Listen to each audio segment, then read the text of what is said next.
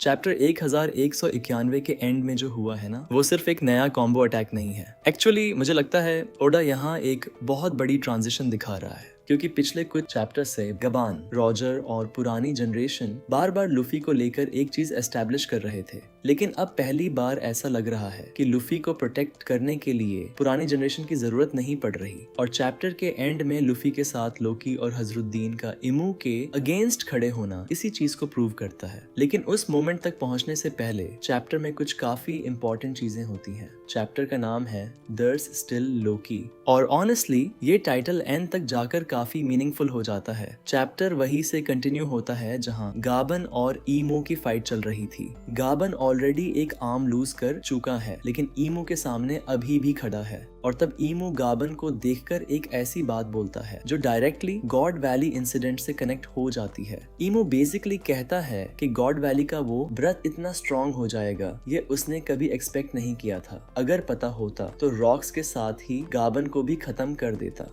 और यहाँ एक चीज क्लियर करनी जरूरी है, गाबान का गॉड वैली में होना कोई मिस्ट्री नहीं है। वह रॉजर पायरेट्स का मेंबर था और रॉजर पायरेट्स के साथ ही गॉड वैली गया था। नई बात यह है कि ईमू ने उस वक्त गाबन को नोटिस किया था। मतलब ईमू और रॉजर की जनरेशन के बीच जो कनेक्शन है, उसमें अब गाबन का नाम भी डायरेक्टली आ गया है। और ईमू के लिए गाबन कोई रैंडम ओल्ड पायरेट नहीं था, उसे वो रॉक्स के साथ एलिमिनेट करने लायक थ्रेट मानता था। लेकिन गाबन भी पीछे हटने वाला नहीं है। ईमू का अटैक अवॉइड करने के बाद गाबन उसे बेसिकली चैलेंज करता है कि इतने सालों बाद भी वो उसका अटैक डॉज कर रहा है। और ये देखकर समझ आ जाता है कि गाबन एक आर्म लूज करने के बाद भी कंप्लीटली आउट नहीं हुआ है। लेकिन इसी बीच गाबान लूफी से कहता है कि अपने क्रू को लेकर एल्बाफ से निकल जाओ। और यहाँ लूफी का आंसर बिल्कुल एक्सपेक्टेड है। लूफी जाने से मना कर देता है, क्योंकि चाहे उसकी कंडीशन कितनी भी खराब हो, वह अपने फ्रेंड्स को छोड़कर भागने वाला नहीं है।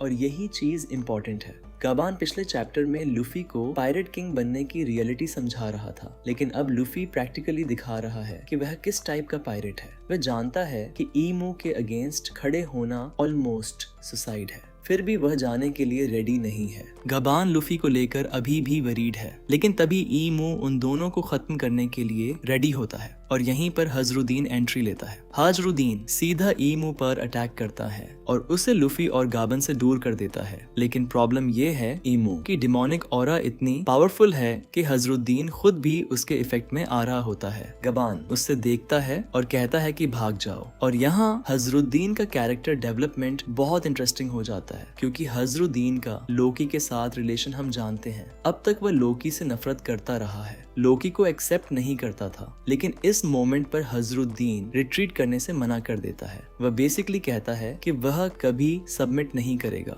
और अगर वह मर भी गया, लोकी अभी भी है। और मेरे हिसाब से यही लाइन इस चैप्टर के इमोशनल मोमेंट्स में से एक है, क्योंकि हजरुद्दीन ये बात किसी रैंडम पर्सन के लिए नहीं कह रहा, वो लोकी की बात कर रहा है। दोनों एल्बाफ के प्रिंसेस हैं। अगर हजरुद्दीन मर भी जाता है तो लोकी जिंदा है और एल्बाफ को प्रोटेक्ट कर सकता है। लेकिन इससे भी इम्पोर्टेंट चीज ये है कि हजरुद्दीन अब लोकी पर ट्रस्ट कर रहा है। जो आदमी कुछ टाइम पहले लोकी से नफरत करता था, अब वो उसकी एग्जिस्टेंस को एल्बाफ की होप के रूप में नहीं देख रहा है। और तभी लोकी आ जाता है। यही चैप्टर के टाइटल का पे ऑफ है, देयर स्टिल लोकी।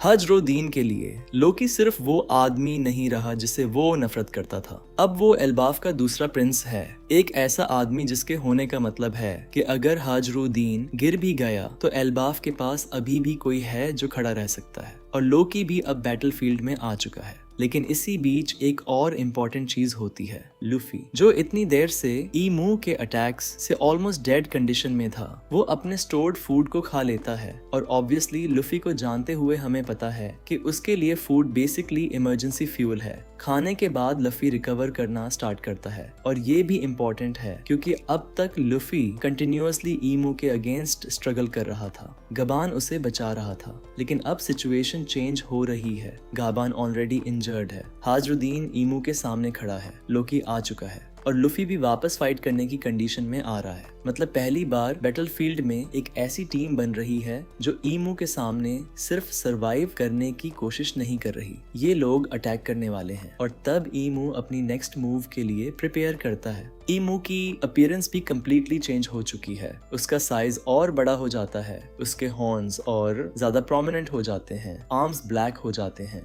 और उसके पूरे डिजाइन में और ज्यादा डिमोनिक फीलिंग आ जाती है। और ऑनेस्टली ये सिर्फ एक नॉर्मल ट्रांसफॉर्मेशन जैसा नहीं लगता। ओदा ईमू को जितना रिवील कर रहा है उतना ही वो ह्यूमन रूलर से ज्यादा किसी सुपरनैचुरल एंटिटी जैसा लग रहा है। लेकिन इस वक्त सबसे इम्पोर्टेंट चीज ईमू का डिजाइन नहीं है, इम्पोर्टेंट ये है कि सामने कौन खड़ा है। एक साइड पर ईमू और दूसरी साइड पर लुफी, लोकी और हाजरुदीन, तीन अलग लोग, तीन अलग बैकग्राउंड्स। लफी स्ट्रॉ हैट पायरेट्स को रिप्रेजेंट करता है, लोकी एल्बाफ के रॉयल ब्लड लाइन को रिप्रेजेंट करता है और हाजरुदीन भी एल्बाफ की नेक्स्ट जनरेशन का इम्पोर्टेंट वॉरियर है। और अब ये तीनों एक ही एनिमी के अगेंस्ट खड़े हैं। ईमू, वही किंग ऑफ द वर्ल्ड जिसके बारे में शैंक्स ने लोकी को सालों पहले वार्न किया था, वही एनिमी जिसके अगेंस्ट गाबान जैसे रॉजर पायरेट्स का लेजेंडरी मेंबर लुफी को प्रोटेक्ट करते हुए अपना आर्म लूज कर चुका है। और अब गाबान उनके सामने नहीं बल्कि पीछे रह गया है। ये डिफरेंस बहुत इंपॉर्टेंट है। गाबन ने लुफी को बचाया था, अब लुफी को खुद खड़ा होना है। और लुफी अकेला भी नहीं है, उसके साथ लोकी है,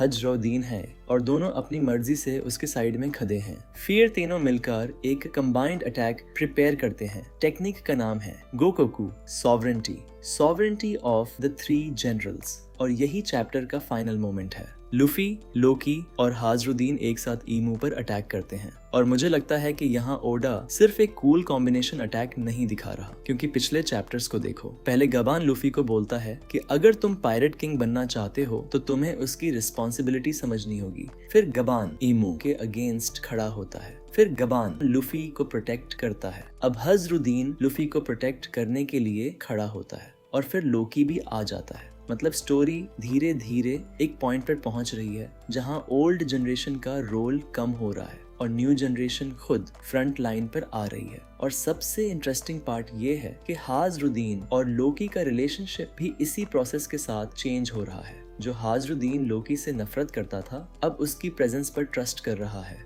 और जब वह कहता है कि अगर मैं मर भी गया तो लोकी अभी भी है, तो वह इनडायरेक्टली यह एक्सेप्ट कर रहा है कि लोकी अल्बाफ के फ्यूचर का हिस्सा है। और फिर वही लोकी लुफी के साथ खड़ा होकर ईमू पर अटैक करता है। इसलिए चैप्टर 1191 का एंड सिर्फ ये नहीं कह रहा लफी को 2 नए एलाइज मिल गए, ये एक्चुअली कह रहा है अब फ्यूचर खुद अपने एनिमी के सामने खड़ा हो गया है। रॉजर की जनरेशन ने जिस फ्यूचर का वेट किया, गाबान ने जिस लूफी को प्रोटेक्ट किया, अब वही लूफी किसी और के पीछे नहीं खड़ा है। उसके साइड में एल्बाफ के 2 प्रिंस खड़े हैं और सामने है दुनिया का सबसे पावरफुल रूलर ईमू। सवाल ये नहीं है कि लुफी को कौन बचाएगा, असली सवाल ये है क्या लुफी, लोकी और हजरुदीन मिलकर किंग ऑफ द वर्ल्ड को एक्चुअली गिरा सकते हैं। क्योंकि अगर ये अटैक ईमू को जेन्युइनली हर्ट करता है तो एल्बाफ में चल रही ये फाइट फाइनल सागा के सबसे इम्पोर्टेंट टर्निंग पॉइंट्स में से एक बन सकती है। तो गाइज अगर आपको वीडियो अच्छा लगा हो ना तो प्लीज वीडियो को लाइक और हाइप कर देना, और अगर आप चैनल पर नए हो ना तो प्लीज चैनल को सब्सक्राइब करके बेल आइकन दबा देना। Thank you for watching. और हाँ, नेक्स्ट वीक ब्रेक है।